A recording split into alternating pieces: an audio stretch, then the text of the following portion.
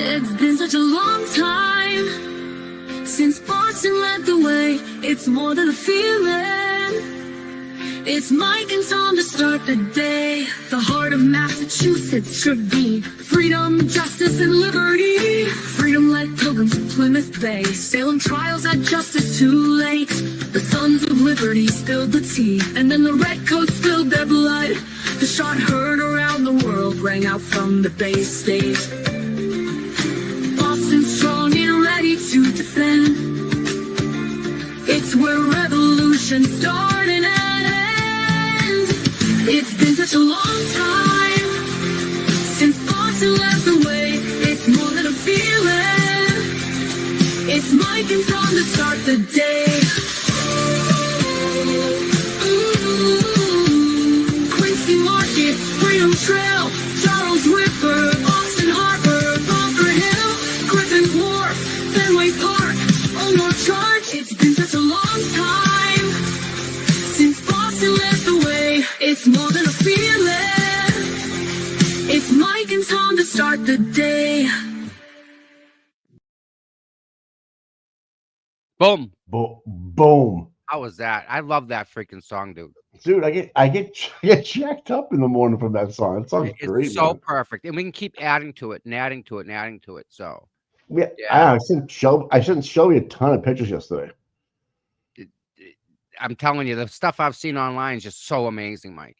What I know, a great huh? day yesterday was. It was a lot different from the last one. With the last one, we had like months to plan, and Yep. we had all these spreadsheets of all over the country. And this one, was it like 6 weeks or so? And boom, it was just out came there. on us so quick because there was so much, Mike, right? Yeah, We were so wrapped up in the absurdity of the doctor being, again, for the second time, questioned about whether or not she has the ability to tell if the dog bite or not. I mean, she's only been doing it her whole life, for Christ's sakes. It's just, I know, it's crazy, man. They say, oh, geez, it's 0 degrees in Missouri. Oh man. God, we're good. Uh, Wow. Have you been out yet? You see outside? Yeah. Dogs love it, don't they? They run with their noses in the Oh, snow. dude. Oh, I know they love it. I go back and I cut paths for them, Yep, you have to. Yeah. if it gets too deep. But right now, yeah, they come in and they get stuck to all their paws and Oh stuff. yeah, And those snowballs on all the bottoms of their feet. So yeah, been there. I had 5 dogs at one time. It was. Yeah, you know. Been there. It's horrible. Oh, I love it though, man. I love the snow. I fucking love the snow. But that's just me. Yep. That's just me. Well, like right now, I'm looking out my yard, and it's just like all the trees have snow on them and stuff, and it's just beautiful to watch the sun come up and hit it all. After this first snow and all the trees are all, it's nothing. Oh, that's we're beautiful. blessed in that word, isn't it? Yeah. But don't forget, there's people. I want to go see the Northern Lights. Have you ever seen them? I have not. I want to. It's got to be like this, Mike, but every night, like this night. Oh, yeah. We can't wait, man. 18 in Georgia. I was watching the news this morning. They do predict a huge cold belt coming through that part of the area down like Texas is getting snow, and like I remember when Atlanta got snow for the first time and they shut the whole city down. They didn't know what to do. Yep. Oh yeah, I saw that. Don't forget down south in Georgia, they're not used to the cold. No, they're not. You go to like Orlando and it's like 55, 60. We're like, oh Right. yeah, oh, it feels Right. good. People are like, are you crazy? Like we're wearing shorts. I know. It's all relative, right? Yeah. Today is going to All be right. a wonderful day. I just sent a friend of mine a text Yeah. real quick. Just don't know if he got it, but Hey, it's early, yeah. Wow, -6 in Wisconsin. Whoa! Now The wind chill, Mike. The wind chill is what will wipe your ass out. Yeah. The You know what I cold think about? chill, right? This is kind of a sick thing in my mind. I think about a lot because of John. It's like the night that he was out there, how cold it was, and him just laying there, like was it 18 degrees or whatever it was. Yes. And watching, and you know what? It was kind of snowing out, and just having the snow. Like I have this video of darkness, and then I have a porch light, and I have the snowflakes coming out of the dark and then into the light and then coming down. And I look at that and I go, are those the last things he ever saw? And not maybe consciously thinking about, what am I doing out here, kind of thing. Like, fuck it just gives me the chills, man. Just gives me the chills. Medically, I can promise you he didn't see anything. All right, makes me feel better. But you know what? I like to think happy thoughts, but he didn't feel anything. He didn't see anything. Yeah. All right. It just Yep. It was a matter of just shutting everything down, right? His organs and everything. Yeah. It's just like, you ever been knocked out, Mike? Yes. There you go. Yeah. One-way trip. You don't know it. My brother knocked me out when I was younger. What are brothers for, right? I mean, hey, you can teach them somehow, right? Being the oldest, of course, I didn't mind. I had to, of course, take yes. Someone's got to do it, Mike. My brother's the oldest, and he taught me the way, and that was it, man. And you're right. You go right out, and you wake up, and you're like, what was that? And you don't even think the time, like, what happened? Like, exactly what happened, man. Exactly what happened. Dennis Sweeney, good morning, friend. I know, really. Hey, it's good morning, Dennis. Yeah, got my number. We get 5 or 6 inches in Canton. I don't know what do you got down there? Oh, same. No, we got a little more than that. Yeah, the same anywhere from maybe about the same. Yeah. I mean, listen, it was a plowable event. Okay. It was plowed. So, Higgins didn't come by and do my driveway, unfortunately. That's it.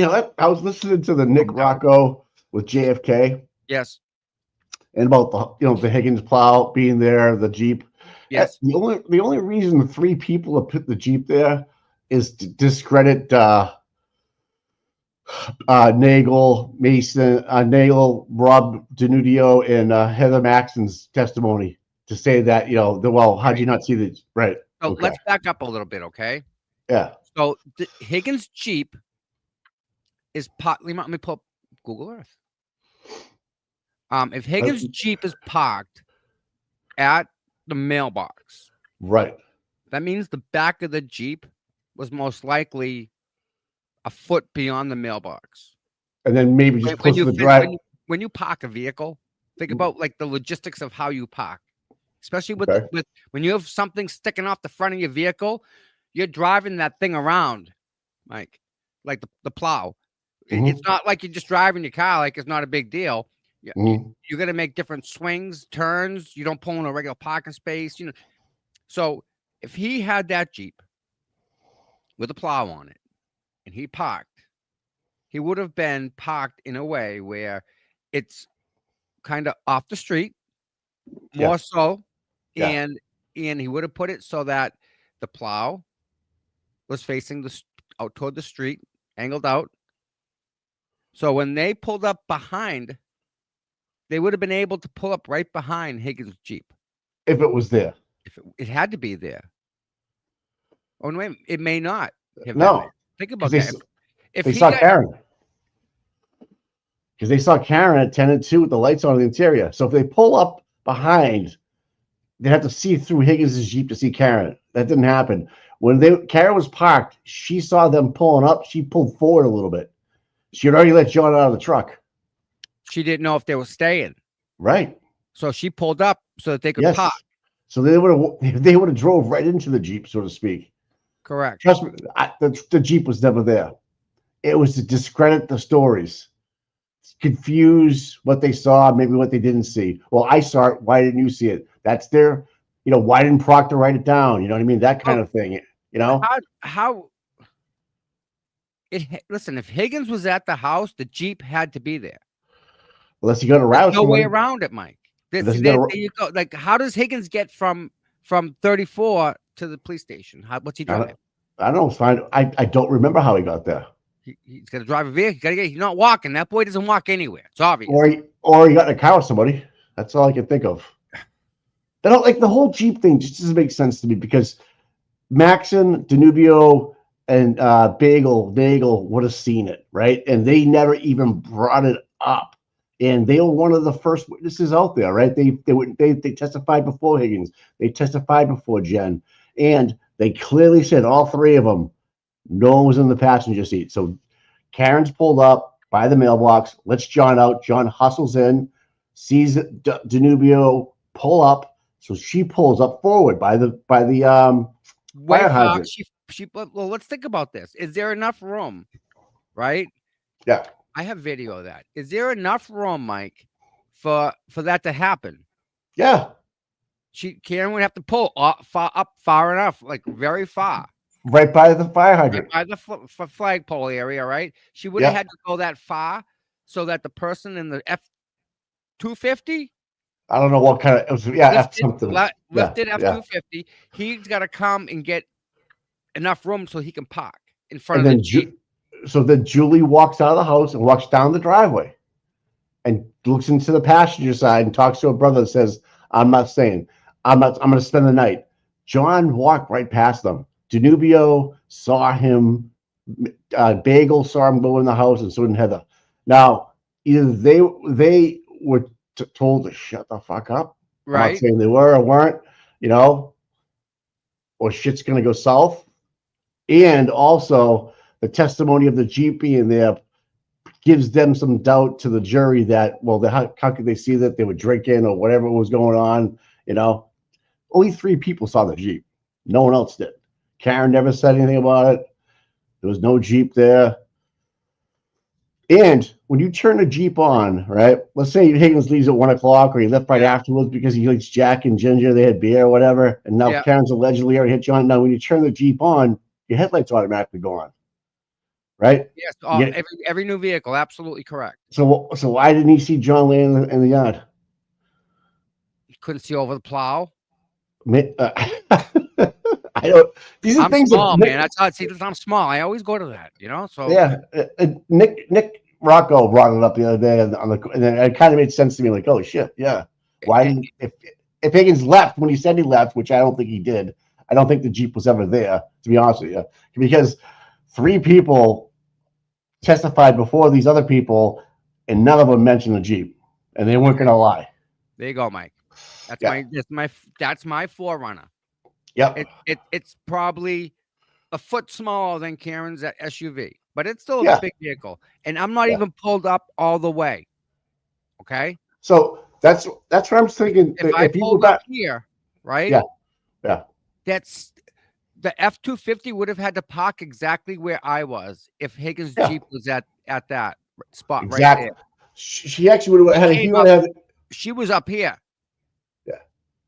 Yeah. And that would have given that truck enough to go around the Jeep and get in and park if they were. Yeah, but Julie Bagel walked down the driveway. She never walked across the lawn. She walked down the driveway and leaned in.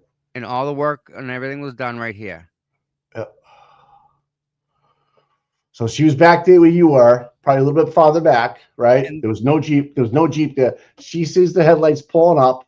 So she thinks they're going to stay there. So she doesn't want them to block the driveway. So she pulls up thinking she's going to unblock the driveway for them. Correct. They're going to pull up they're going to pull up where the Jeep is, right in front of the mailbox. And that's where they said they park. They park right by the mailbox. And Julie walks down and looks into the passenger window and tells her brother, because her brother's not driving, that she's staying.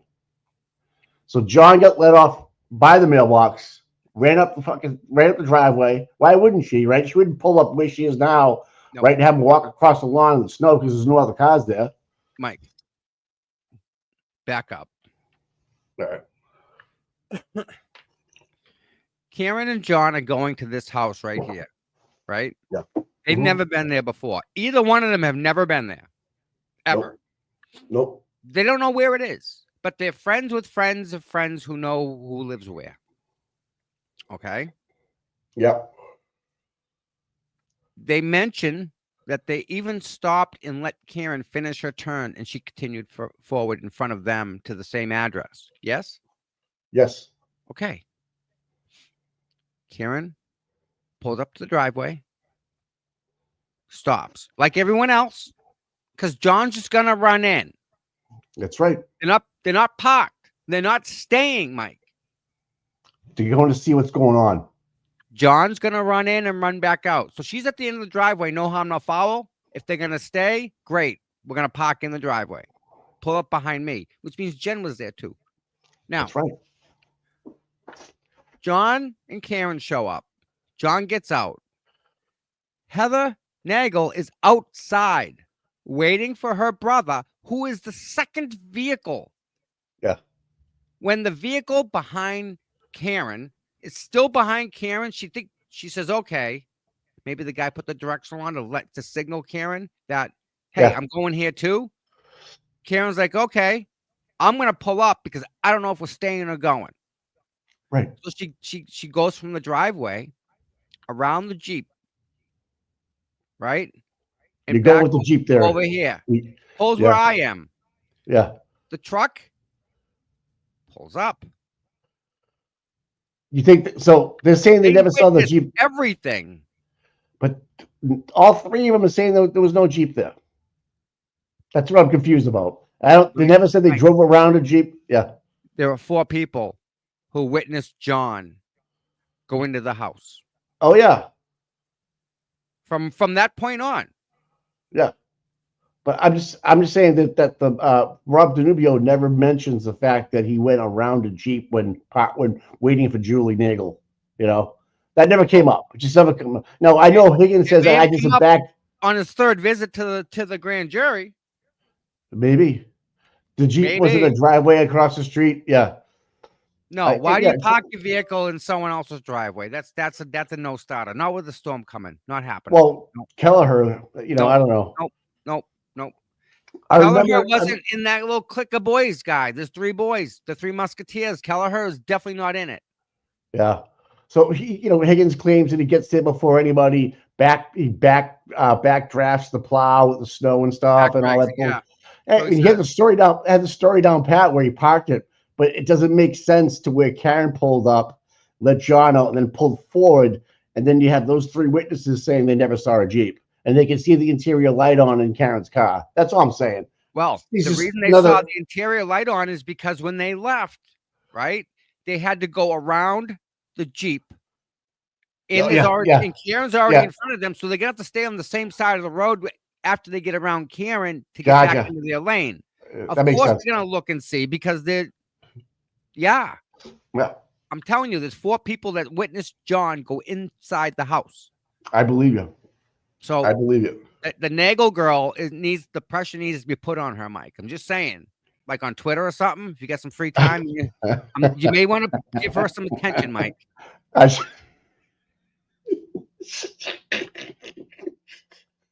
I don't know what you're talking about.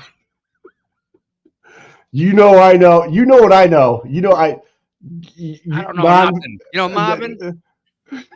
Marvin. I'm cute. See that sweatshirt? Yeah, that's yours, right? Love it. Love it. Yeah. Oh my goodness. And fuck cancer, man. I know. Amy, my girl. Yeah, well, Kathy's saying they never saw John in there. Yeah, well, watch Allie McCabe's testimony. She blew the whole thing wide open. Oh God. Oh. All right. I invited a guest on. Let's see if he Good morning. Good morning. Claire in the house. Claire, yeah. Good morning, bud. Good to see you. And you snow in Tennessee this morning, buddy? Is Club 11 out there or what? I know it's cold down there, man. And I saw that Nick Rocco and his wife were in Jamaica today. Son of a bitch. Mm-hmm. Yeah. Well deserved. Well deserved. Last time him and his family went on vacations, dude. I don't know who took the pictures of them, but there was some like the nicest pictures of a family on vacation that I've seen like in a long time. It captured them so awesome. They got kids? Yeah. Oh, I didn't know that. I thought they were young. Yeah, okay, cool. Oh, Nick and Jenna are great parents, guy. All right. Yep. Them kids are good. I'm trying to pull up some of the standout pictures here. Oh yeah, I saw them yesterday, man. That was awesome. Yeah. National standout, Mike. It was a good day, man. It was a good day to have it too. It was 40 degrees, and I mean, I couldn't get over the people at Dedham. Packed. Dedham was quite the. Every time I go, Mike, the energy changes. It's just a little bit different, and it's getting to the point where it's Yeah. All right, real quick. The glare. I'm not getting out of these covers until spring. Yeah, it's freaking. I'm sure his ass is freezing over there. And Yeah, again, it's all relative, right? 18 yeah, degrees to yeah. us is not 18 degrees down south. It's different. Right, right, right. I Um, know. I don't Listen, real blame you, bro. real quick, Yeah, everybody, right? And even the yeah. replay people. This is a sweatshirt that we made for one of our mods. Her name is Amy.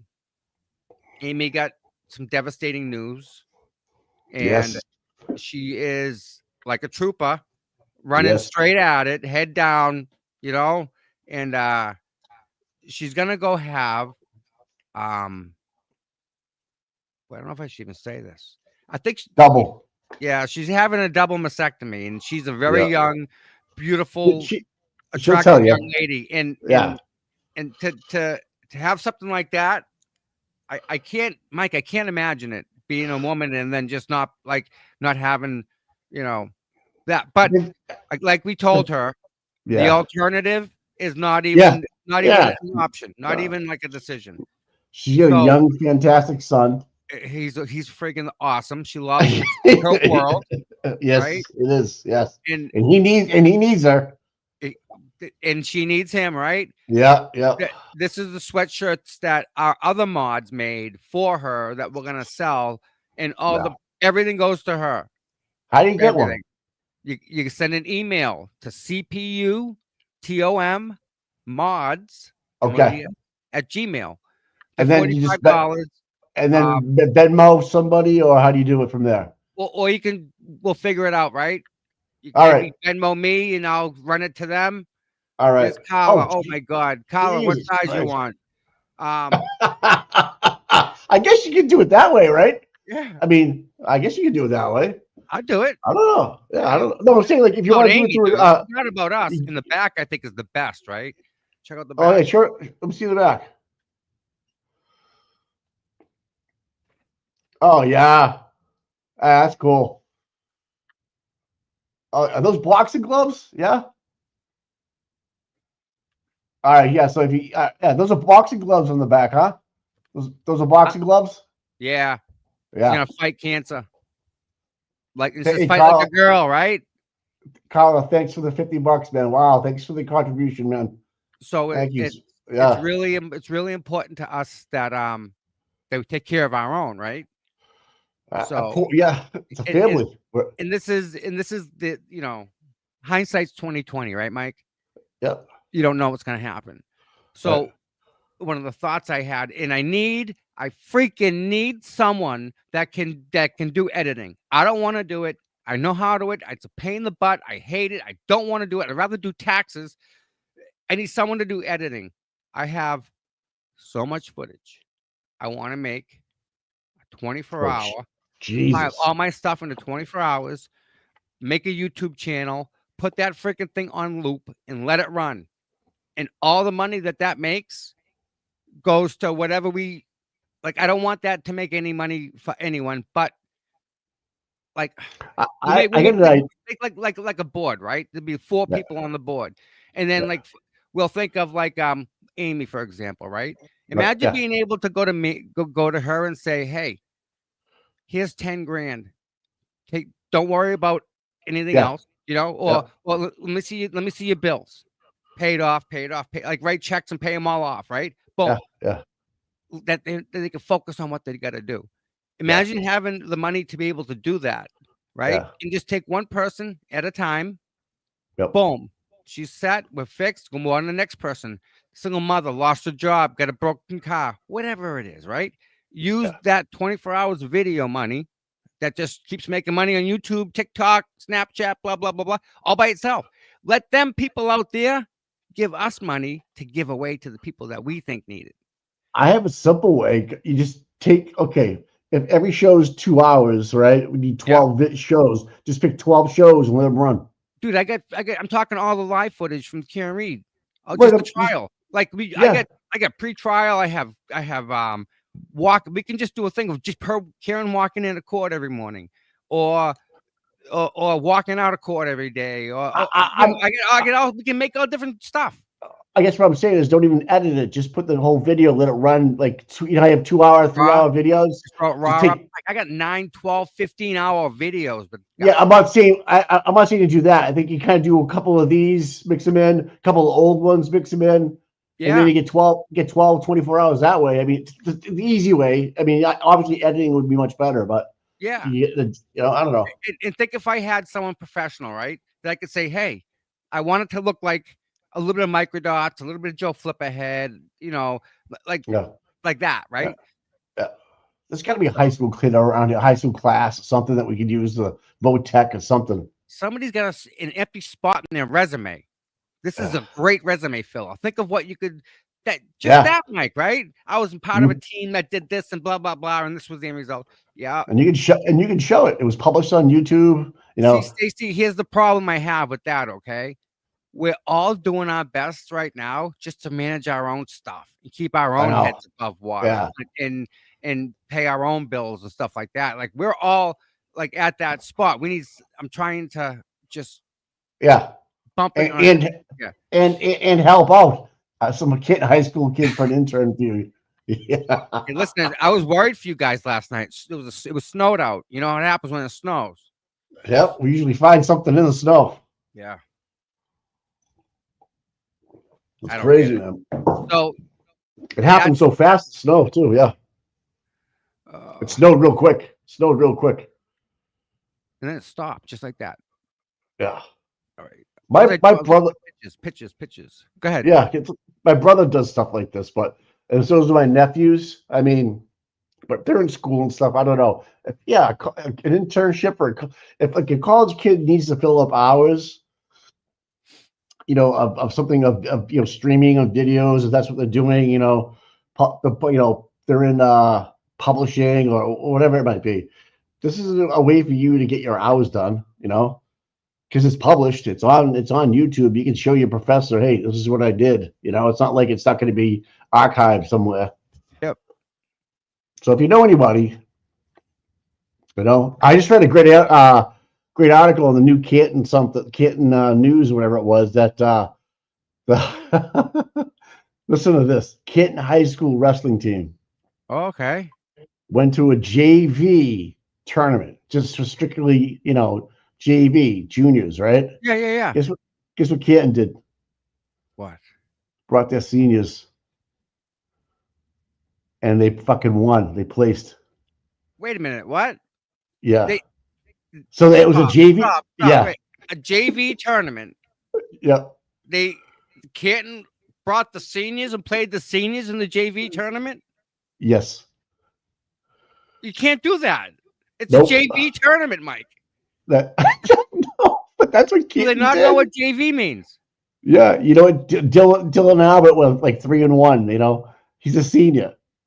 So yeah, everybody's up in arms. They sent it to the MIAA. It's crazy, dude. This is and someone was reading the rules, and someone read it this morning. It's online. It's online. That's very unethical. Yeah, something. I just think we never did shit like that, dude. The JV was JV. Aussie, I was thinking of just all like Karen, the first trial for Karen Reed, like just her walking in, or even the lunch times, or I mean, I'll tell you this. I think I have a picture of almost everybody's sign. Everyone that comes to a standout that has a sign, I try and get it on my thing, so it's squared up into my frame. I think I have almost every single sign that people have brought. So you could actually go and take screenshots of each sign and make probably a 3-hour video just out of that. Jesus Christ! I mean, it's that open. Yeah.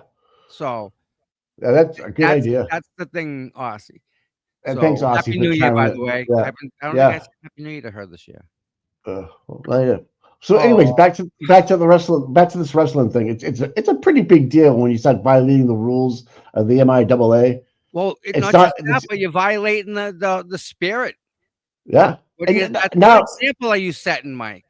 So now you go to these, wrestling meets. They're not just one town. They're like 4 different towns. They all, Yeah. you know how it goes, right? Yep.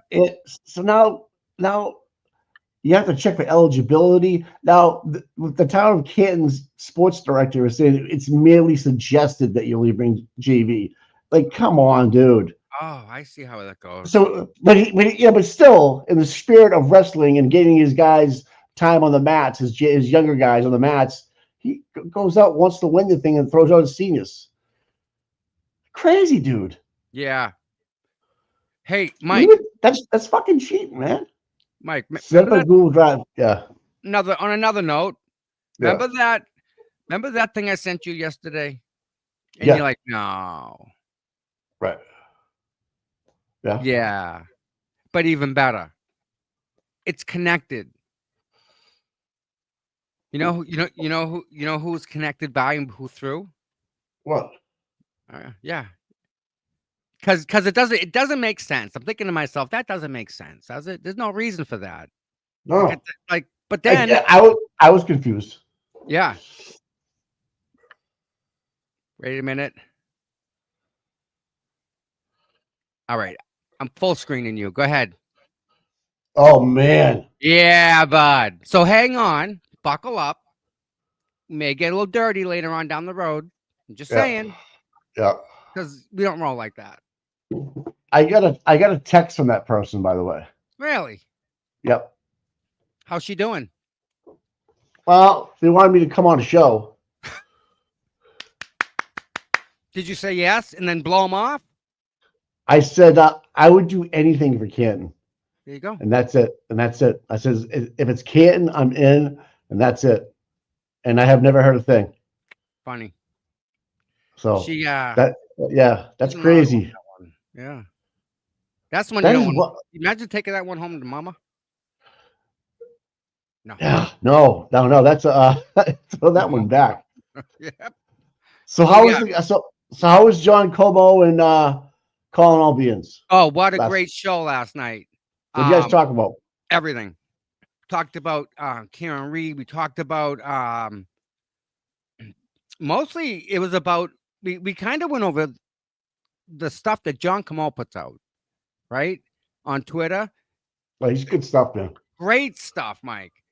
Yeah. The stuff that he comes up with, right? And it's kind of obvious when he says it to us, when we see it. Yeah, we don't see it until then. Yeah. If you play the video of the tail light on Karen's jacket, I'm going to that right this second. That's huge. Yep. That was awesome. What awesome work where you zoomed in on that.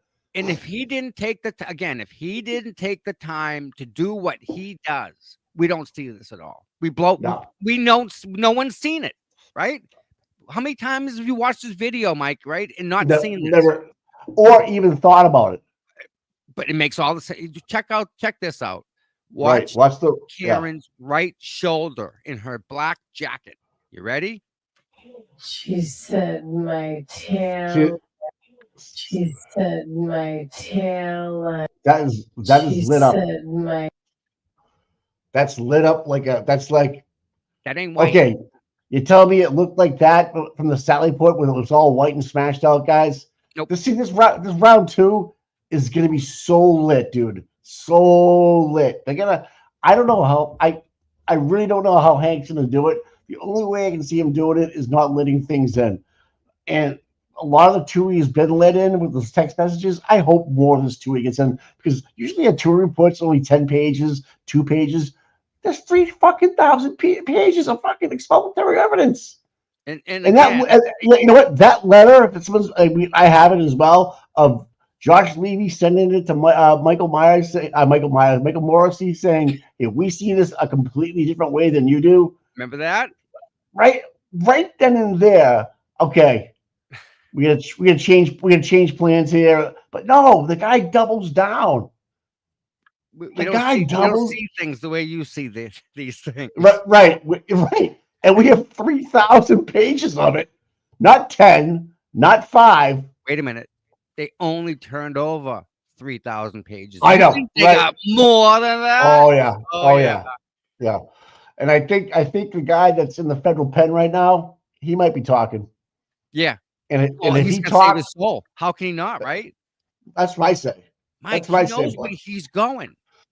Like, Mike, it's like, if you know you're going to the exit to the gallows, you're gonna say, I don't want to go there. It's like being a team that's not going to make the playoffs, but you can take a playoff team out of it if you can beat them. Yeah, I'm going home, but I'm taking you with me. Yeah, Right? Kind of attitude, right? It's interesting how this is all kind of like that. That picture right there is the sculpatory. Because that's the back red of, right? That's a back red of a reflection. And what they found in the snow that morning does not resemble that at all. You have white coming back on that. And this whole thing about Karen going back to the scene, I see all the trolls, right? What? Yeah. Get the fuck out of here. What the hell are you talking about? She didn't even know how to get to 34 Fairview. Mike. If you think she went back to the scene, there's not a picture of a ring video of her going back to the center of town again, or something by the water. Come on, guys, let's get real for a second, okay? If I sent you to a street in Whitman once, you'd never get back there again. No, all right. I use my Google Maps like you don't understand, dude. I'm a big Google Maps guy. I've been doing Google Maps for 10 years plus. Yeah. Do you know how many views I have on Google Maps? No, a lot. 30, I know. 30 million. What? I have 30 million views on Google Maps and all my pictures. Damn, dude, that's Changes a lot. I know. Changes my algorithm. Yeah. Wow. So I have big juices with Google Maps. So when anything I do on Google, like if I write a Google review, good, bad, or indifferent, you can't get rid of it. Wow. That's badass. So if you have a business that I went in and had a bad experience about, I could write something, give you 1 star. Sometimes you can write to Google and then say, hey, this was disgruntled company. We screwed up one time. Can you take it down? Sometimes they do it for you. Right. Yeah, not me. Because I've been around so long and writing and taking they use my pictures all the time for things. I've been around quite a bit, all over the world and stuff. And over 30,600,000 views right now. Jesus. I know. Wow. Look me up on Google Maps, dude. Boston Mike. Yeah. All right. So that's her shoulder, right? And you see how it's red. Look, I'm gonna play it again. Okay. My tail light. She said right my there. tail. Oh yeah. Right as she turns, right? Said my tail light. Dude, that's so lit up. Said my tail light. Is it the side lighting it up, or is it the back lighting it up? You think about that. Is it the side of the light lighting up her jacket, or is the back of the tail light what's doing it? She said my tail light. A little bit of both, I think. Seems like it's already red as she's making the turn to come around the vehicle. Watch. Tail light. She said red. Now this is after it's already cracked too. She's already backed out, hit the car, gone to Jen McCabe's house. All the damage that she did has been done already to that tail. Already. She didn't drive the vehicle after that. Right now, Jen McCabe's driving. Yes, now the vehicle stays there for the rest of the day, and they jump in Kerry Rollins's Ford Explorer. Now, her jacket as she was turning. This is the taillight of a Lexus 570. Yeah. Oh yeah. So you're telling me that was gone already? No, I don't think so. This was lit. This was this was intact. Yeah. Right. But they found that later on in the fucking snow. Well, they found this side piece that popped off. Right? Yeah. This is what I think struck John O'Keefe's and popped off and broke this side piece here. Popped off. What? You think it hit John O'Keefe? Okay. No, I mean his vehicle. Yes. That's what I think. Right. I think it popped off. Oh no, it broke and it went back inside. Is what happens. Like sometimes they crack and they'll fall back inside the light. Yeah. Okay. Yeah, dude, I'm telling you, man. It doesn't. Yeah, there you go. Perfect. Right. But so now, right below the white light, I think somewhere right there, it cracked it and dropped it right back in.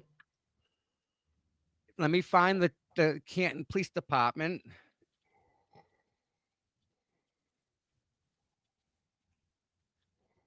Oh, geez, the St. Aram got yeah, maybe, who knows? Yeah, go Bills, baby. What a game. I know, flip ahead, Birds, baby. Belt to ass yesterday, baby. I tell you though, the Rams didn't fuck around, man. They came back, man. I mean, turnovers killed them.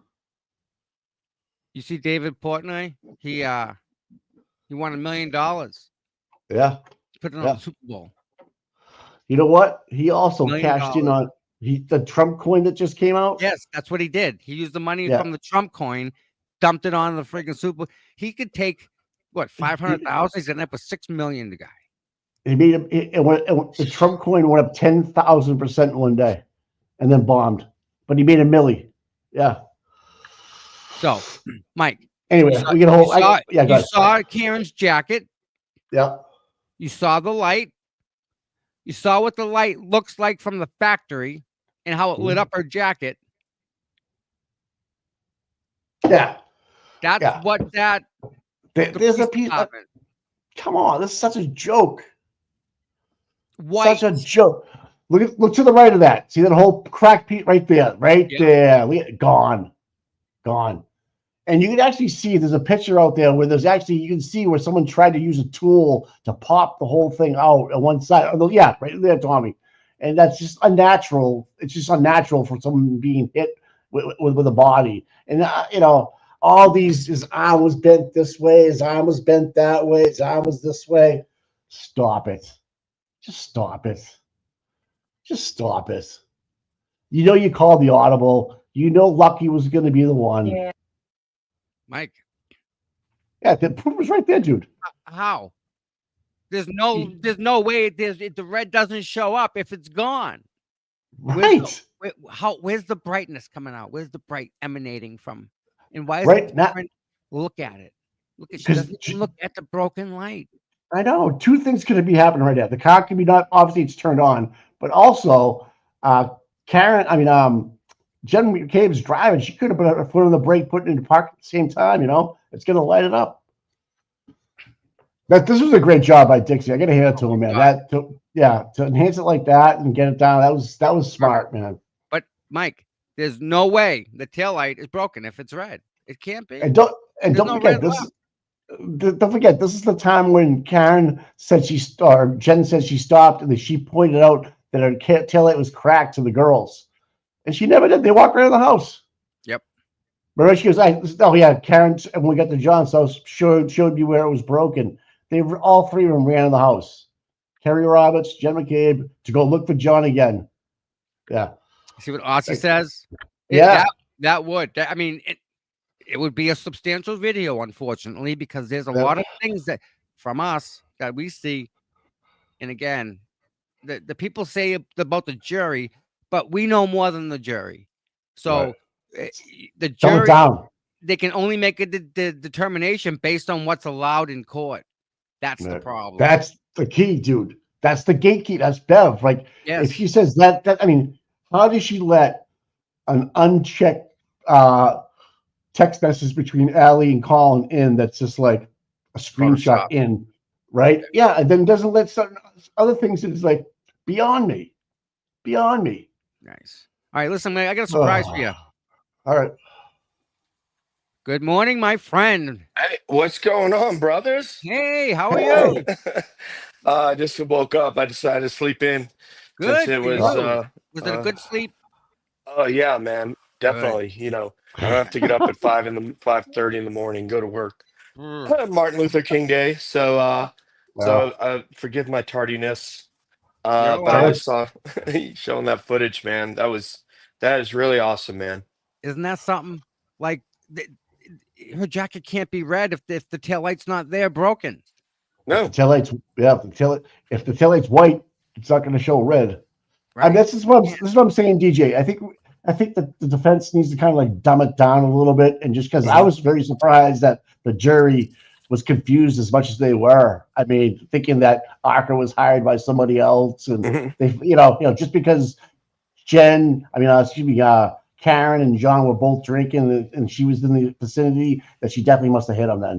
That's the way they were thinking. I'm like, holy shit, that's not the way it should be. But after 68 witnesses and Lally talking for 6 weeks, I could see forgetting things, and then having your jury picked apart as people that were pro Karen Reed get thrown off the bench is bullshit as well. So I mean, it's a whole lot of things here that we need to kind of like simplify. Well, Bev said it would be okay if organically, it came in about witness intimidation and Turtle Boy, but it couldn't organically come in that there was a third party government agency that was investigating the case. Bingo. So Yep. that couldn't be organic, unfortunately. Remember they kept on saying not that a grand jury, but the other one. A lot of times you're like, oh my god, Jesus, Right. Someone just say it. Yeah, there's another grand jury because someone sent Morrissey a letter saying, "Don't prosecute this case, Bacon Butt, because we don't think this woman is guilty." We see it a completely different way. And here's the letter that we said, and then they dropped 3,074 pages of Tui on them. Thank you. Like, come on. Jesus Yeah. Christ. And And then Morrissey says, "Oh, I'm all in. We're still going to go for it." And then he sends his henchman, Fanning, to go and take care of it, to make sure the trial goes their way. Like that's corrupt. DJ, we have the head juror who's an ex-law enforcement officer who got hit by a freaking vehicle, not disclosed that, or he did and they allowed it. Who knows?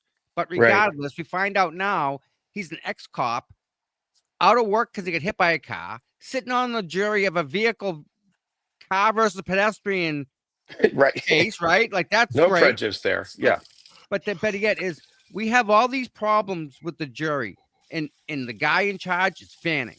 How does Fanning, the murder cop guy, who's in charge of all the homicides in Norfolk County, how is he in charge of a jury? Why is he babysitting their Bibles, their notebooks? Why is he watching them? Yeah, and your French Canadian brother brought in something last night that I was not aware of, and I don't know, you might have been because you were in law enforcement, but I was not aware that the jury notes were at issue, that those were something that were have to be left behind on their chair, which means that this guy could have read all of them, gotten all the intel on who these jurors are, what their names are, all that Which way stuff. they're going, which way they're sliding. Yeah, you're right. And wait a minute, DJ. This is the same. This is the same cop that investigated the Sandra Birchmore case and said, "Oh, you didn't send her any text? Okay, I believe you. Have a good day, bud. Peace out." Yeah, same cop. Same cop. And how is that not a problem? Well, and people keep saying Guarino didn't find three. No, it's not that he didn't find. He didn't tell anybody that there was 3,000 plus texts between them. Not that he didn't find them. Like, are we? Nobody. Please, let's not be stupid. Come on. Well, and how they pass their words, because Guarino can say, "I found no text messages on Fanning's phone on his phone." Now he may have got a new phone and said, "Here you go." So technically, he was correct. There's nothing on the brand new phone. Doesn't mean that there weren't messages. They just didn't say the correct language, and that's they're walking that line of words. And Morrissey's the same way.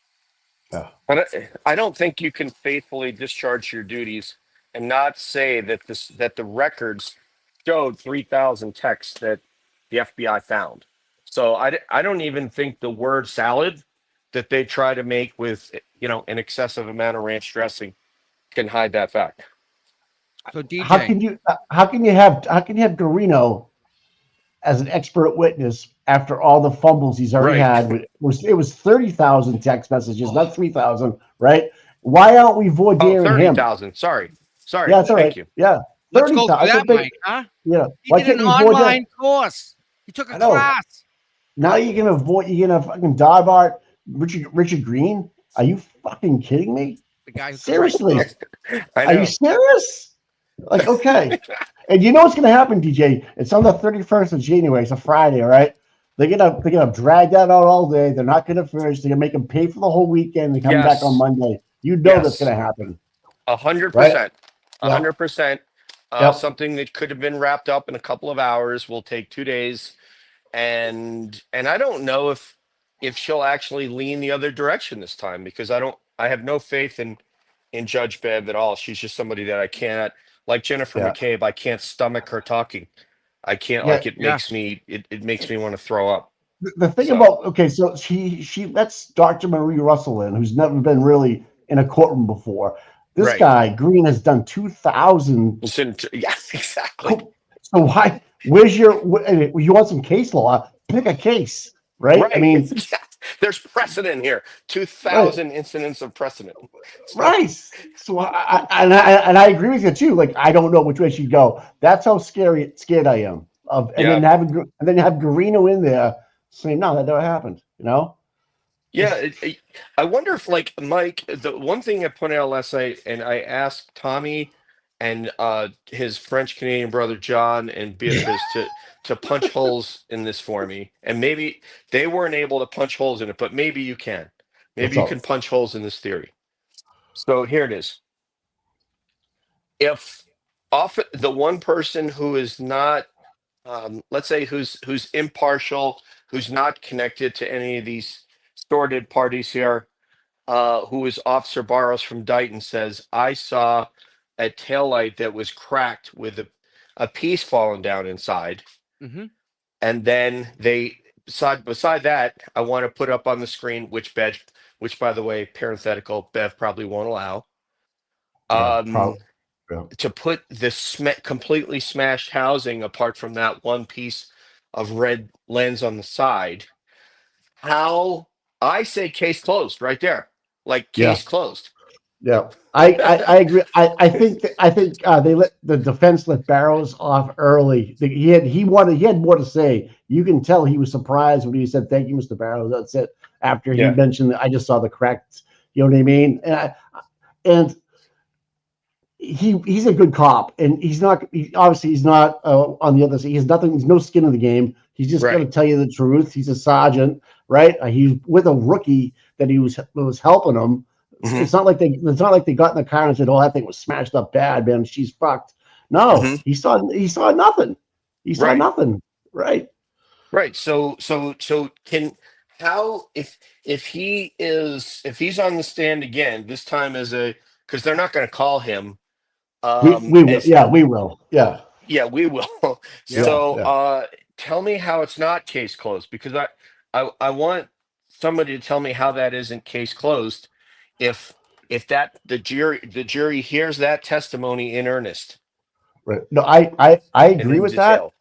Mm-hmm. It's timing's everything. Do you have it at the last part of your witnesses? Because we had 68 witnesses. I can't imagine Hank doing the same thing with the Sullivan twins and the Aruba trip, and how much snow was on the deck of the fire platform. Yeah. And, that was just playing hide the ball, and it worked. People, and then all of a sudden you had people that were pro Karen Reed in the jury that got thrown off, right? Because they had the handbooks, they looked through who they were, and then Auntie Bev let those jurors go without any type of affidavit, tape, videotape, any witnesses, nothing. Just took Fanning's word and said, "Oh, you think they're bad? Okay, they're out, but they're actually good." But no, you're correct. You get Barrows up there and you ask them more detailed questions for the jury. You dumb it down as much as you can. You show that video that Dixie Norris has on his with the red being red, and then you show the pieces of taillight that are in the evidence bag about how can this light up red and look like this after the fact. Impossible. Yeah. And Bev was like, she really wanted to get, sort of grilled oysters down at the Cape. That's probably all that she was thinking about, trying to get the jury out of there. Either that or she did have some sort of a nefarious intent. But it seems to me it could be case closed if they believe Officer Dighton, the officer from Dighton, Officer Barros. Yeah. And I don't know, but other people, I'm sure there's an answer for that. I'm hoping someone can tell me where there's a flaw in that thinking, but nobody has yet. I just think they let him off early, just like they let Kerry Roberts off early on the defense side after she gave her testimony and she was crying. I think you go back after Kerry Roberts real hard with some facts that have come out now about her timing and who said what to when, what was happening in the back of your car in front of the cruises with the dash cam. What And they were got you them in front of? all on video. They got them Yeah, all dead to rights with their right. words. Right. So I mean, there's a lot of things now in game two that you can use for you, and they can't change their testimony. I mean, I've talked about this on Twitter about the butt dials and how they were answered and not answered. It's mathematically almost impossible for that many butt dials to happen in 24 hours. You have to win the Powerball like twice for that to happen. You know what I mean? So those are things, if you just explain it to the jury, like you understand the odds of this happening for butt dials. Or if you ask somebody in the jury, I know it's a loaded question. Hey, when was the last time you butt dialed somebody and they answered, or didn't answer, didn't go to voicemail, what have you, however they want to say it. You're going to have people going, yeah, that makes sense. I mean, how did that happen? That's how, not the jury's done, but you have to really break it down and not be so technical so much. Like Richard Green with the walls and the files and the hidden ones, and I was able to use this OS code to get this out. Like they're gonna baffle them with bullshit is what the prosecution is gonna do, right? And we just need to just kind of like dumb it down, take the bullshit out of it, and explain it to like a real person, like a union worker, like a UPS driver, or whoever they're going to be. Because those are just real everyday people. That's what you're going to get in Dedham. You're not going to get doctors so much. You're not going to get RN nurses all the time. You're not going to, or we don't want a cop on there because that's biased. But I mean, there's a lot of ways this can go around. Maybe they do a better job when they pick the jury. They go through all these callings, hundreds of jurors go in. I don't know. There's a lot of variables here. A lot of it, and the fucking sidebars drive me crazy. Oh, playing yeah. Playing hide the ball with the shoveling up. Goody let the fucking the dispatcher go at midnight, right? Nuttall, the firefighter, comes down early to go into early when he's not even scheduled to be there. He ends up on the scene. There was just too many what ifs, man. I don't believe in coincidence. Just totally don't believe in them. I have an analogy for what they're doing, what Bev does with the sidebars. And What's with that? the objections that need not be stated what the objection is, That's followed by the bullshit. sidebars. And it's kind of like this. My analogy that I just thought of 10 seconds ago is you have this sort of great receiver. I mean, you guys are old enough to remember Jerry Rice, Yes. and you can even think back to, like, actually I can use a Patriots analogy. Think about to when Belichick, had like Ty Law going against like Marvin Harrison back in the day. And when you have this great prolific receiver who runs great routes and has better speed than your DBs, what do? You grab hold of that jersey and you hold him. You bump him, you grind him, you hold him. And they see Alan Jackson and Dave Yannetti as these sort of great prolific receivers with all these moves that maybe the prosecution obviously did not have. And so they can use this bump and run and grab and hold and try to slow down the progress of these and I don't even say try, because I think it was actually very effective. Because you lose all that momentum, you're building to a crescendo, and they can just stall that. How many times did Lally just stand up there and wait for the next question before he sat down and write objection? And Alan Jackson said, "Hey, my friend over here is not even sitting down before I ask the question to write objection, to say objection." I mean, that just the whole thing was a travesty. Well, that's one of the reasons they asked for the transcripts of all the sidebar. Remember that there's a motion. To reveal. Yeah. And what's going on with the chip off? It's fucking crickets right now. No one's saying nothing.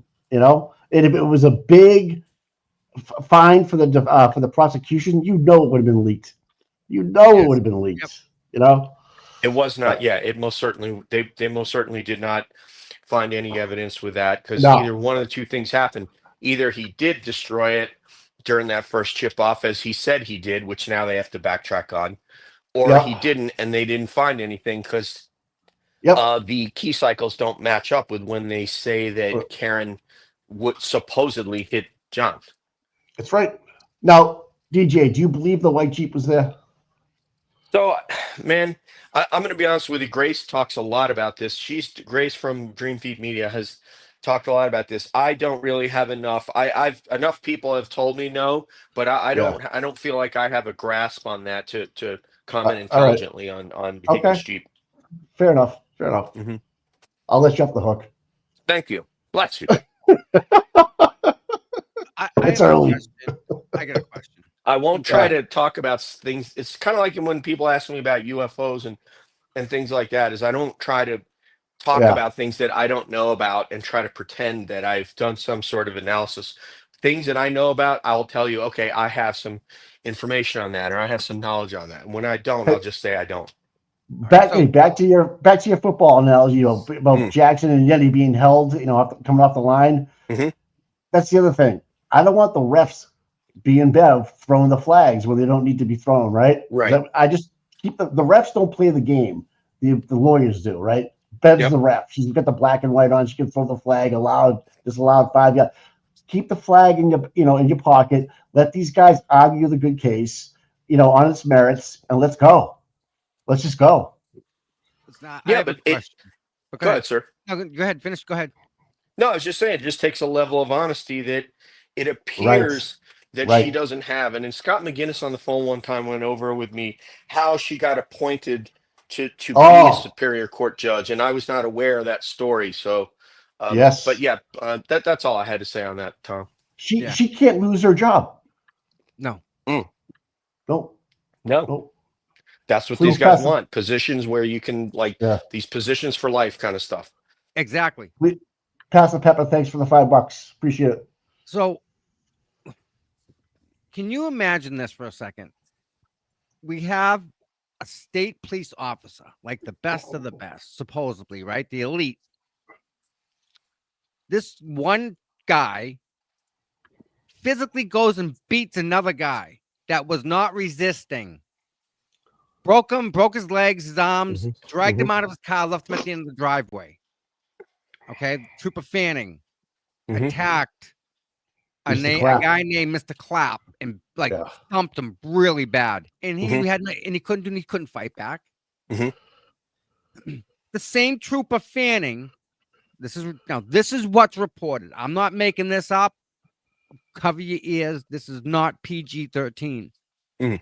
Fanning goes back over to Clapp's house, takes his service revolver out of the holster, puts it to Mr. Clapp's head, unzips his pants, and says, "Blank me now," with the gun to his head. I believe he was in uniform also. Mr. Clapp has absolute details and knows about certain things about that guy's privates that no one should know. Same dude. Now, this is a guy, same trooper. We don't know if he even went to the police academy for troopers. Okay? We don't even know that. We can't find out. However, he now is in charge of Sandra Birchmore's case where he says, nope, we have all these cops who are having sex with an underage girl. Every cop in the town knows it. Every cop knows where they go and hang out. Every cop knows who's having sex with the underage girl. They don't say nothing. This cop's part of that deal. Fanning, no problem. They put him on the freaking Karen Reed case. Now we got Fanning, same guy who did all these things, and now he's in charge of the jury. Of the jury. How do you get jury babysitting duty if you are this elite, top of the line cop that can go around and beat somebody and make them do things to you with a gun to their head and think, hey, that girl killed herself because it makes it easy for everybody? No. This is who we're dealing with, DJ. He's the one that went up to the judge and says, get rid of this juror. Exactly. Make up a story. She was talking about it outside, out in a bar or whatever. She probably never did. No, she didn't. Judge, get out. Yep. Why is this guy allowed to be a police officer? Because he is. We ask, we beg, we question ourselves. And here we are. This guy Fanning is the same as Tully, is the same as Buchanan, is the same as Proctor. Proctor got caught. That's it. Same thing. This requires an ethical standard. It requires that the organizations that envelop this case, that be, probably the state attorney, obviously the Norfolk County DA, the court, whomever is in charge at the Superior Court, the MSP, the ones that people keep saying, why don't charges get filed? Well, because they're not going to invest. Jen Root is they're not going to investigate themselves, Bingo. and Yeah, because they don't have any sort of notion that ethics No punishment. are a part of this, then they don't care that clearly there's some sort of conflict of interest when you have friends of family that are the chief investigating officer on a case, or exactly. or you have, like you just mentioned, Yep. John Fanning there, Trooper Fanning interacting with the jury, because could that information make it to Brian Albert? Can he then intimidate witnesses? Absolutely. Of course. Yes. Will he intimidate witnesses if they poll the jury? So that to make sure that even if they did think Karen was innocent, that in fact they'll change their vote because he shows up at Stop and Shop and is leaning against his car. Yeah. Of course. Yeah. Yeah. All those things are in play. Look at what happened. They came into the trial right before they were going to deliberate, and there's Jen, Brian, and Colin sitting right across from him, staring at him. I mean, legit staring at him. Like, what court officer allows that to happen? People are saying that judge doesn't that happen? Hey, I like you, baby. I like your red robe, by the way. Yeah, it's time to I'm 2 hours behind you guys, so I just got out of bed. No, it's okay. That's okay. All right, we're good. All right. I'm thinking you get flashbacks to Mo here. Oh my God. I'm not going to look like John. No. John's a funny bastard, man. Isn't he awesome? Man. And he's a funny guy. So this the whole Fanning thing, right? It bothers me that all this is allowed to go on. I could probably find a much more qualified trooper that probably has a little bit better standards and ethics, that's not involved in any of this. Like, the Clapp thing is big and nothing was done about it. And then the Birchmore thing, big, nothing's done about it. Sandra Birchmore was murdered. And they all knew that, but they let it go on how can you say there's good cops out there when this happens? Well, there clearly, there's, I don't know how big like the Mass State Police are. Surely there is, and even in Canton Police, surely there is. I think John alluded to a couple of those people that he has confidence in. Yeah. However, the people that need to stand up, that know something, lack that internal fortitude, that courage to say, you know what, I can't let an innocent woman go to jail. And by the way, this young 40-something that was caring for these two children, he's dead, and he was a brother officer too. Yeah. No one has that feeling. I have to act. Yes, but that's a leader, right? That's somebody that's going to put themselves in the harm's way for the right of good. And to me, if that person ever came forward, I tell you, I'd put him on my shoulders and walk him down Main Street, okay? And he'd be the next captain probably. It'd probably take a little bit of work, but the way that our select board's set up right now currently, and how scared Canton PD is right now, they don't even want us in front of the Canton Police Department protesting. All right, they're trying to hit us with cops. We can't. They don't want us in front of the Canton Police Department. But you ready for this, DJ? We have these young men that are absolutely dying. For whatever reason, they think January 15th is a great day to go for a swim in the Charles River. 30 below zero. Let's go swimming. These are people that they know how to swim. They're proficient. But yet we end up with all these people, these young men, in the water, right near the state police barracks. Like, smiley face. Yeah. The backyard is the barracks. The water, like you can walk out of the barracks door and then go into the water if you wanted to. They find bodies in the water, and it's a continuous loop with these bodies. Like, I'm telling you, it's a serial killer or something going on around in Boston, and no one's even looking at it. These young boys are ending up in the river, and they're saying that they got drunk and they went over to pee in and fell in. Well, guess what? They don't do that. Guys will go as soon as you can. They're not going to walk to the water and pee in the water. Right. You're going to hit a tree or something on the way. It's not worth Yes. the So, like, they're not even looking at this, DJ. And just they found another body and found another one. It's okay. It's continuous, guy. Yeah. Yeah, you know, nuts, man.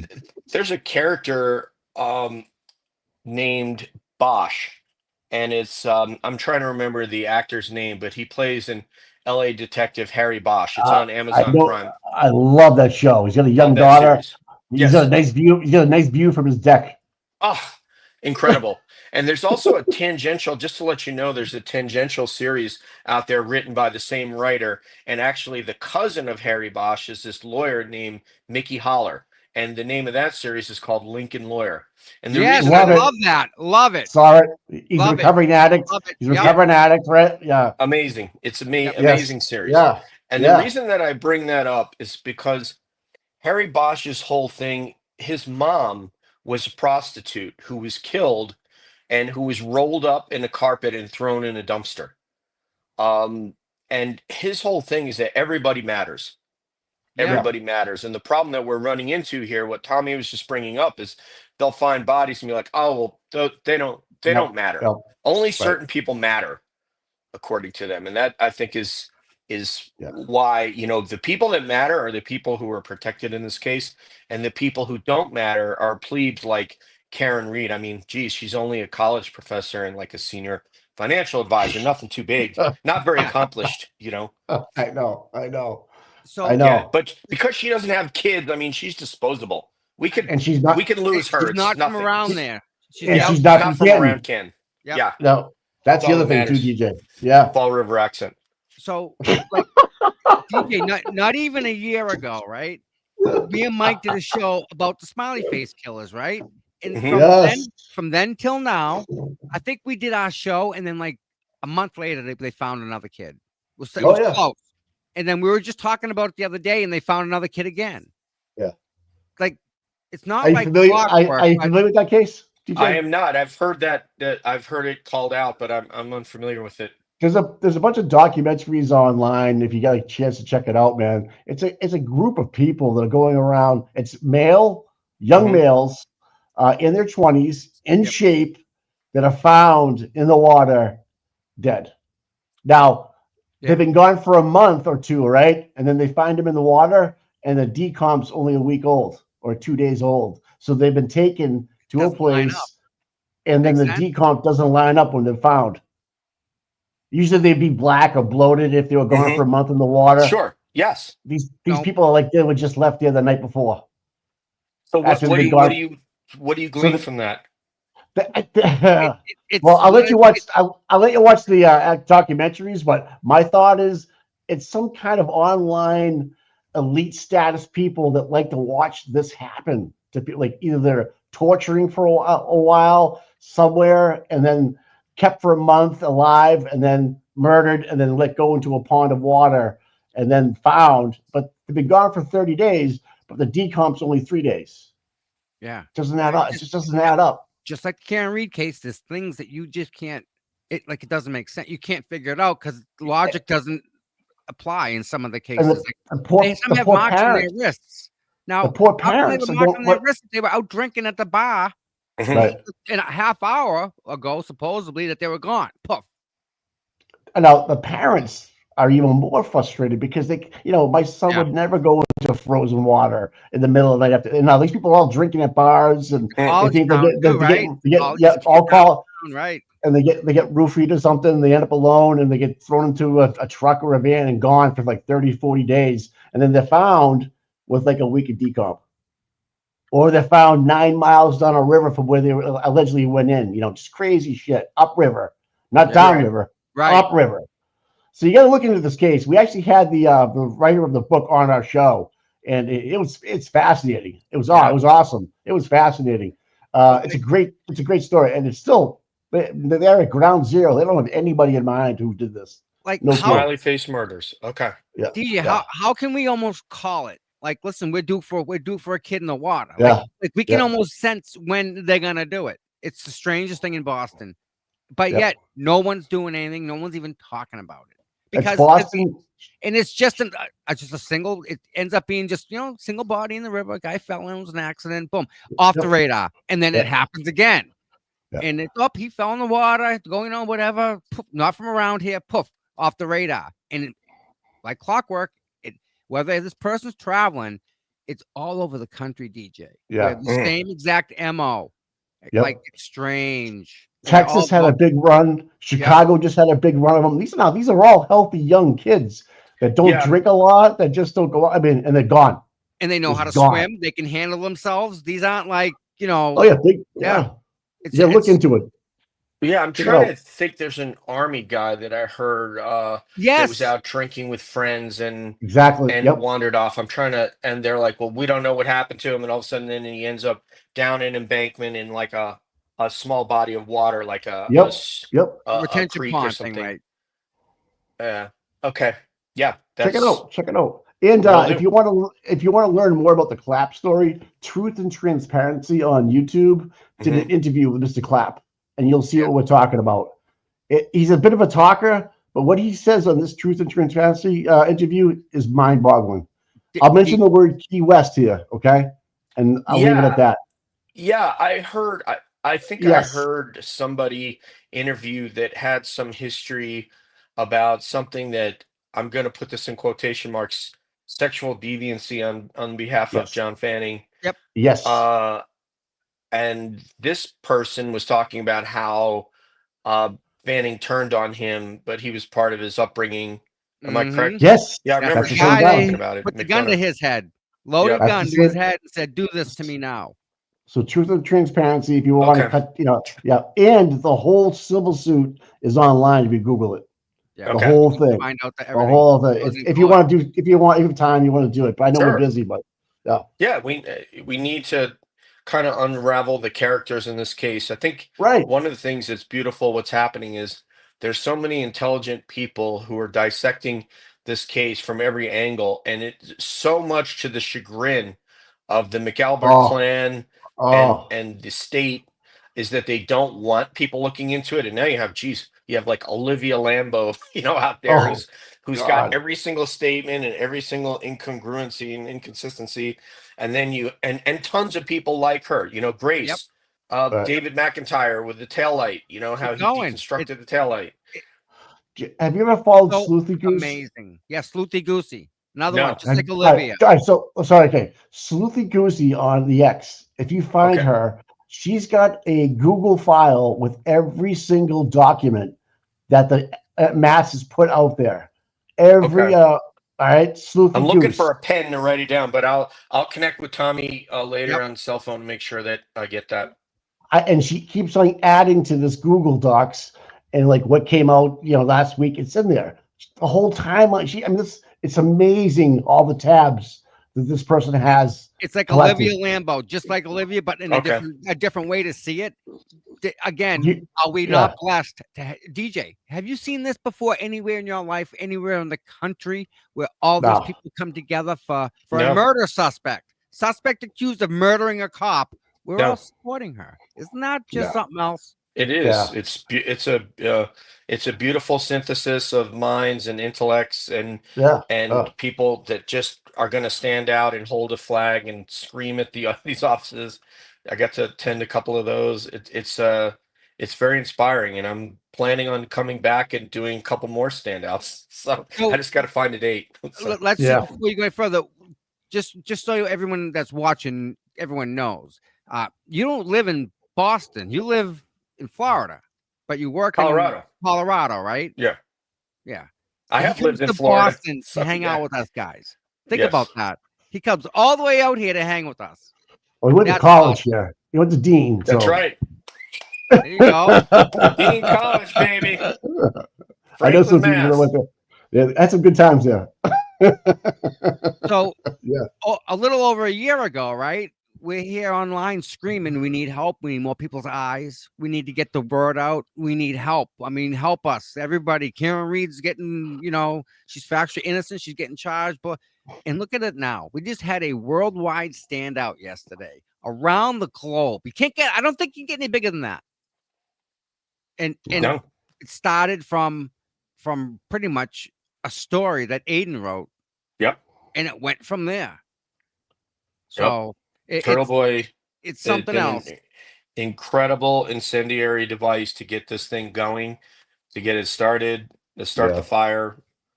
He was more than just the tinder and more than the kindling. He was Yep. also some of the, some of that lighter fluid. The fucking diesel. Yep. I found out about Turtle Boy through Matt Phelps, believe it or not, No because shit. Matt Phelps talked about Turtle Boy on his podcast back in May, June, somewhere I don't somewhere in that time frame. And that's where I heard about it. And so I Googled it and started following the case because I heard about it from Matt Phelps talking about it, because they had talked about future endeavors.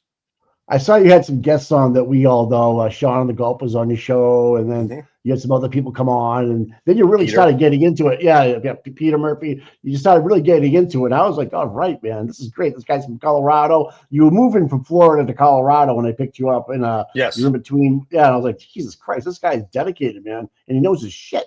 Yep. He knows his shit. Yeah, I did those episodes from the hotel room. A lot of people don't know that, but I left the fam behind. I went out there to Colorado, start working, look for a place, and Sean was kind enough to come on with me the first time when I hadn't moved, and then Peter, and that kind of launched the show. And then I did some of those.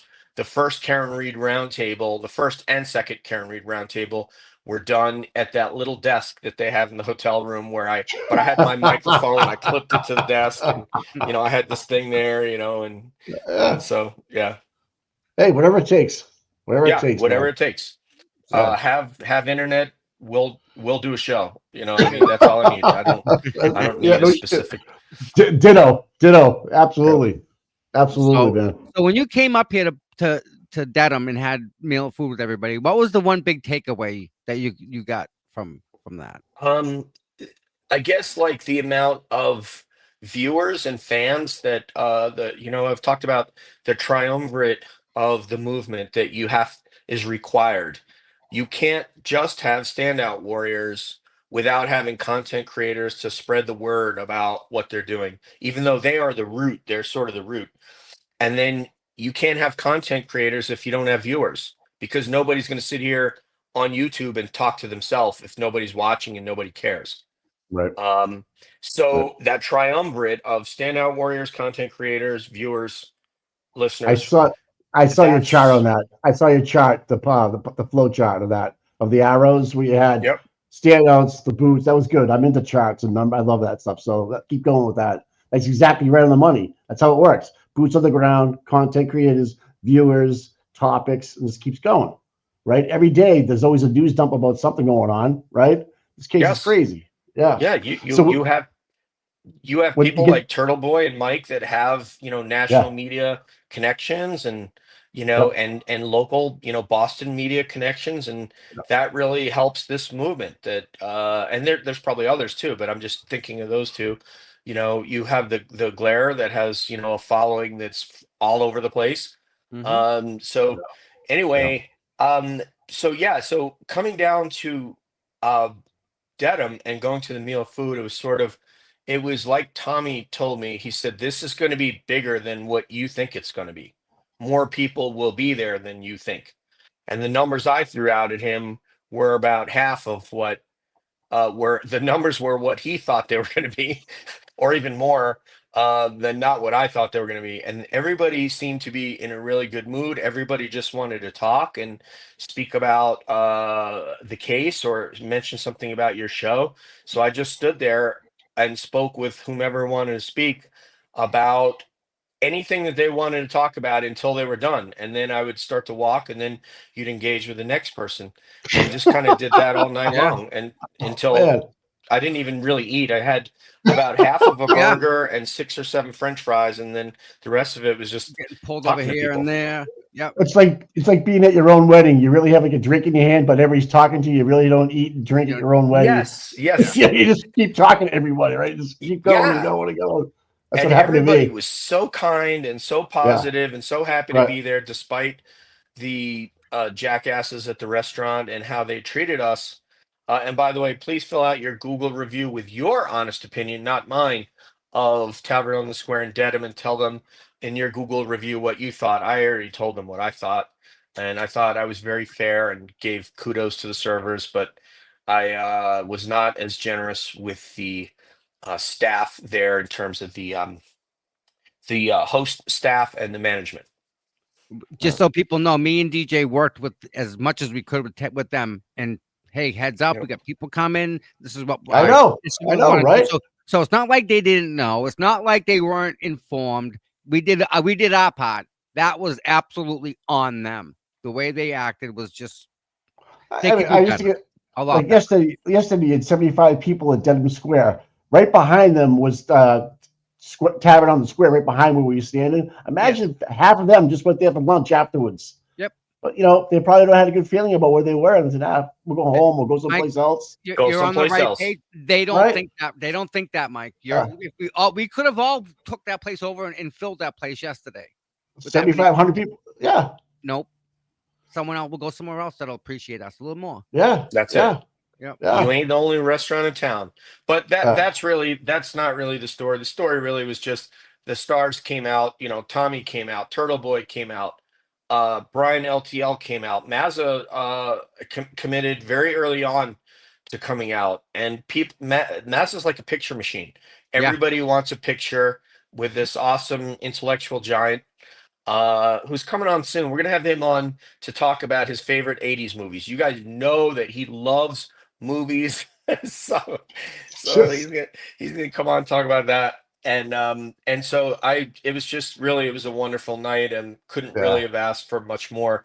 And we'll do it. I'll collaborate with Tommy and Beatriz and Jen, and we'll do another one, and we'll do it in a better location. Cool. Nice. But we had a good time. That was a really good, relaxing. It was a good come together. I mean, we met Pepper, who's a wonderful lady. Yes. I mean, she is. Things like that, you just can't put up. It's just so amazing, Yeah. Yeah. So what people were saying. Terry Robbins wrote to me. Dina, the wonderful, amazing spirit that is Dina, wrote to me the same thing, which basically is like the movement or the community needed this. Yeah. And so the fact that we planned like a dinner for 20 that, and it was never going to be limited. It was always going to be what it was. We just didn't know it was going to grow that big. It was always going to be everyone's invited. It was never going to be a guest list. There's never going to be a guest list. Right. Yeah. Right. That's cool, man. I know Tommy, I was checking in with Tommy every day. Like, how many emails did you get today? He's like, geez, I'm up to like 60 or 70 already. I was like, Jesus Christ. That's awesome, man. It's awesome. Yeah. It was a great time. It really was. Yeah, it was upsetting that Tommy has more hair than me. That he's better looking than me. That was probably the only. It's not a competition. It's not a competition. Yeah. You gotta have some humor here, man. This is DJ humor. It's self-deprecation all the way, baby. That's how we do it, man. I love making fun of myself. Trust me, I do too, man. I love making fun of myself. Yeah, I love it. Pepper come right from the airport. She got off the airplane. Got in the Uber. Said, "Bring me here." She flew in from, I think it was Jersey. Yeah. So she's originally from the Bronx, New York, though. We have all these people want you to know to this one spot. Again, I think that the story is the people, not necessarily, the story of Karen Reed. I think it's the people. The story of the people that are supporting Karen is like none other, and it's so real and unscripted and it's life. It's really, we're capturing life. And Karen's being put in the situation that we all can see ourselves in, right? So if we don't fight for her, who's going to fight for us?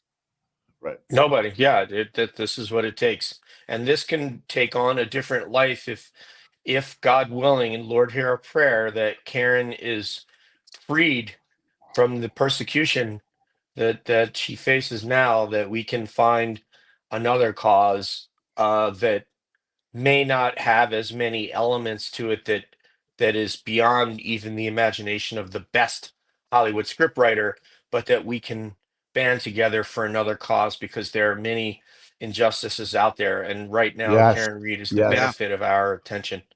Yes. Focus. I know. I totally understand, man. I agree with that 100%.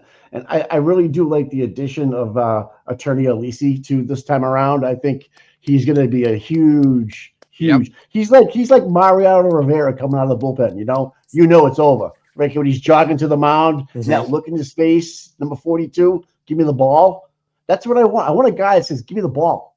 I want the ball. I want to shoot." And that guy is a talent. Like the way he set up Dr. Marie Russell for the questions, you could tell they actually had some time to get into the prep. But you could tell Marie Russell was very comfortable with Mr. Elise's questioning and the wording that he used, and she was not afraid of Mr. Brennan, not afraid of him, and actually put him in his place. It was like, wow, this is going to be a good addition. And when David Nanetti said he thinks he's the best trial attorney in the country, and I was like, he's better than Jackson. I'm going to say I might agree with him. He's Mr. Elise. Can I replay the phone call with something like this? Hey, Dave, it's Bob Alisi from New York. Let me tell you something. I'm an attorney too, and I got something for that ass. All right? Yep. I'm going to defend this Karen Reed too. And I'm going to tell you what, I'm going to do it for nothing. Zero. Let me come out there. All right? I think it went something like that. Yeah, I think so. I can see it. Yep. I don't think he hesitated either. No. And there's no animosity between them. Like Alan Jackson just sits there and he knows what this guy can do. He's just sitting there with he's just templing everybody like, yeah, keep going. And Dr. Marie Russell, how comfortable she was with him was beautiful. And the answers that she had for Mr. Brennan was beautiful. And like there was no way that she was going to get excluded. There's just no way. No. Now, Mr. Green, being that he's done 2,000 or so trials, is going to be a little bit easier to work with, in my opinion. We had a first timer, so to speak, with Dr. Marie Russell. How can you exclude Dr. Green? I mean, and then you had the Quantico FBI trained people look at it, and then you had Vanity Fair hire a Purdue educator with a PhD look at it. I mean, stop it. All right. It happened. DJ, it happened. This is what bothers me with one of the things that Mike just mentioned. It can exonerate Karen right this second. Yeah. Why don't they take the brand new version of Celebrate software, right? If they're up to version 9, it can read version 8, version 7, version 6. They were playing, I want to call it fuck with the versions of software when they were trying to do the extraction on Jen McCabe's phone. They didn't do it correctly because they didn't use the right version of software it didn't match the phone's version. So sometimes there's an inability to find out if the software can't look where the data is. But the new one can look backwards. Why don't they take Jen's phone and run it through the new software? The new Celebrate, the new version of Celebrate, that will tell you whether or not that 227 happened. Well, you know it did. You know the state didn't do it, but you know who did? The FBI. It's in the TUI. You know it's in the TUI. Yes. Yep. Yeah. Okay. So the question is we're going to hypothetically say Karen goes through, they come back, they say not guilty. What then? What's after trial for Karen Reed? What do you think? Oh, man, I got ideas. But yeah, she goes on the book tour. She educates, is what I think she does. DJ, what do you think? Dr. Russell or Karen? Karen. Yeah. What's Karen do? I agree with Mike. I mean, I would assume that she would go on a book tour. She's going to try to get back in the industry because why wouldn't she? It's something that she studied.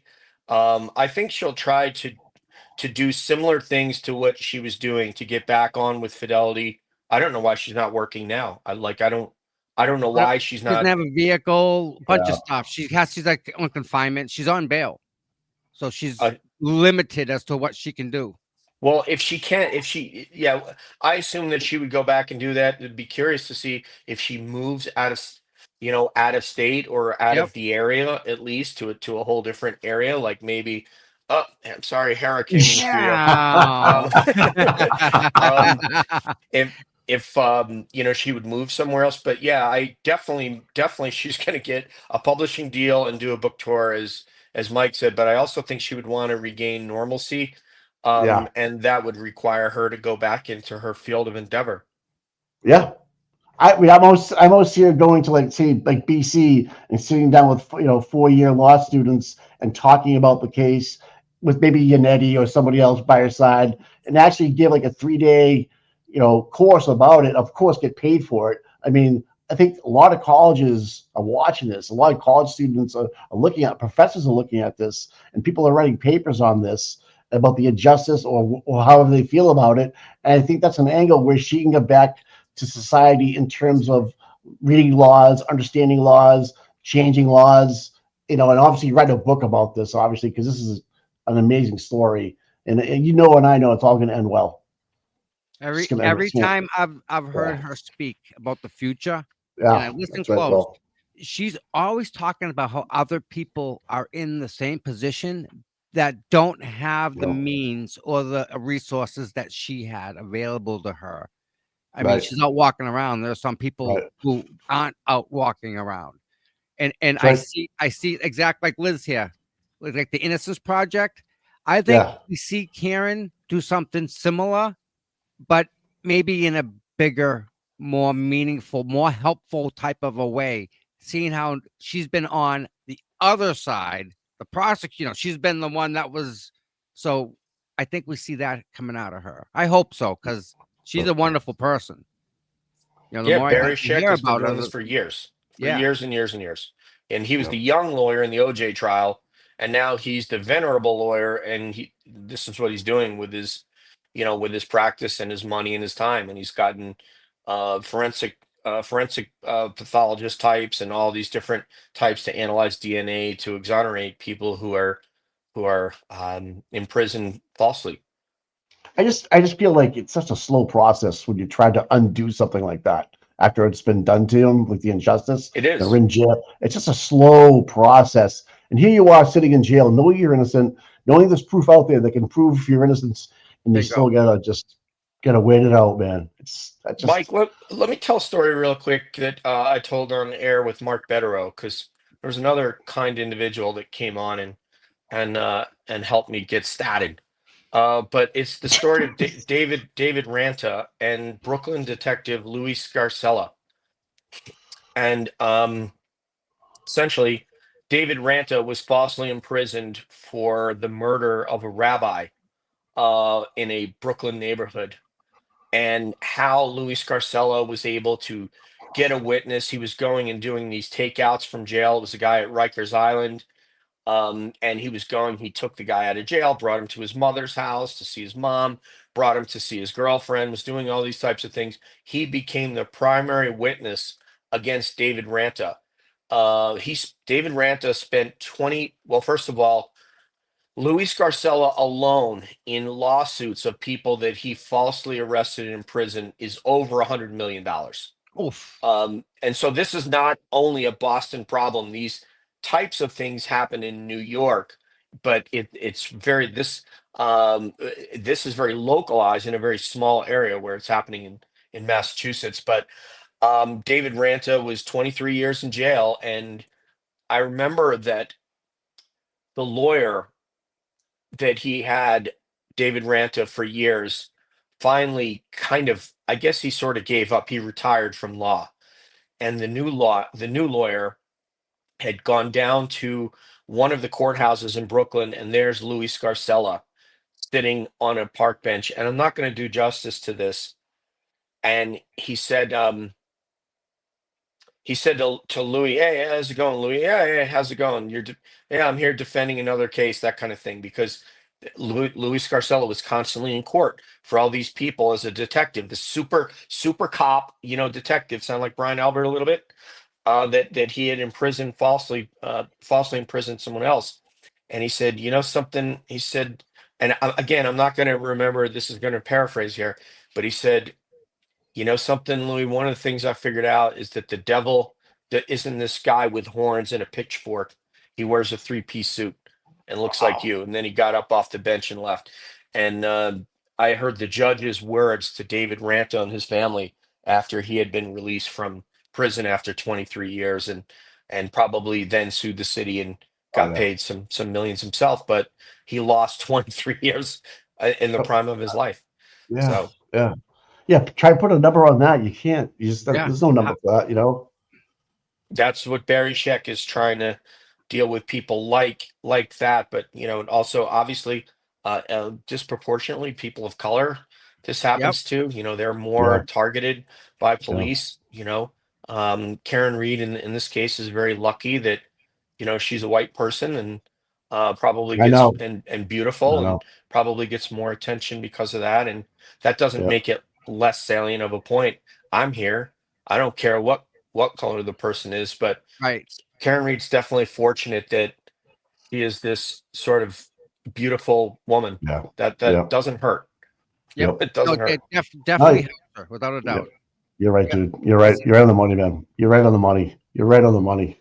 You're right on the money. Wow. What a Yeah, show. What a that's great show. crazy. All right, DJ. Thank you so much for coming Thank you, on, my brother. friend. Thank you. Anytime. And if anybody calling all beings, that's his channel. Please like and subscribe to his channel. Do you know like a schedule when you go on next? You're kind of open like that, Man, right? I think Mazza is next. We're working on Brother Council and Mark Betterow as a pair to Yep. come on. Oh, I love them. Oh, he's Yeah. good. Yep. So I don't know. I have to look at my schedule, but yeah, I mean, if you follow me and follow me on Yeah. Twitter, Yeah. you'll see @call and you can see it Yeah. right there. Yeah. My handle's right there. And next Yeah. time, come on, I want Boston Mike on, man. We gotta get Boston Mike on because this Yeah. brother's dope. He's the man. DJ, be safe Thanks, flying, guys. my friend. Enjoy. Thank Okay, you. rock on, bro. All right, Give on, Kenny bro. some Rock loving on. for us too behind Yeah. you. Thank you. Have a Thank great you, day, guys. man. Have a great All right, day. you too. All right, man. Sweet. Told you a surprise for you like that. I love it, Them man. Thanks. apples, man, huh? That was awesome, bro. Great guy, isn't he? That made my day. That made my day. He's a great shit, man. Now, when I Isn't he? first saw him, I didn't know how, like, he just sat there with glasses on Yeah. and he let people talk. I really didn't, feel the mojo. But now talking to him like this, it's like, I get it now. I And get then it. Yeah. when you meet him face to face and shake his hand, completely Yeah. different, so much better. It's weird. It's just, again, Yeah. are we not blessed? We're blessed, bro. People we We're have blessed. in this movement. I know, man. Thanks for everybody in the chat today, man. DJ is awesome. We'll definitely have him back on. He seems like he might be a morning guy. He might Yeah. be. Yeah. You never he know, is. Yeah. It's a long day, though. People in the chat, thanks for all the contributions today, man. I appreciate it. Yes, Peppa, Appreciate thank you very much. Yeah, guys. And, That's too much. Yeah. freaking Thanks. awesome. And then Kala, oh my God.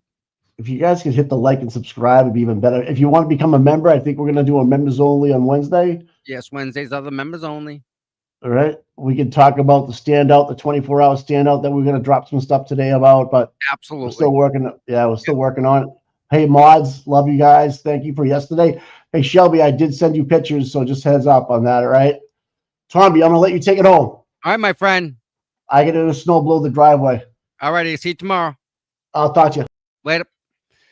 All right, everybody. So, yeah, that was a show. Yeah, I mean, how can you can't lose with DJ and Mike again. Great. So, everyone, I hope you have a wonderful day. If you're on the older side, don't go out there and shovel heavy snow. You know that it'll melt. Black ice, careful of that. What else? Oh, yeah. My mods, please thank my mods. They're the reason that we're all here together. They do a lot for me. I can't say enough about them. And you guys in the chat and watching me, I love you all. Really, I can't thank you enough for being here and seeing what we got. We got some good stuff coming down. Yeah, he is a great guy.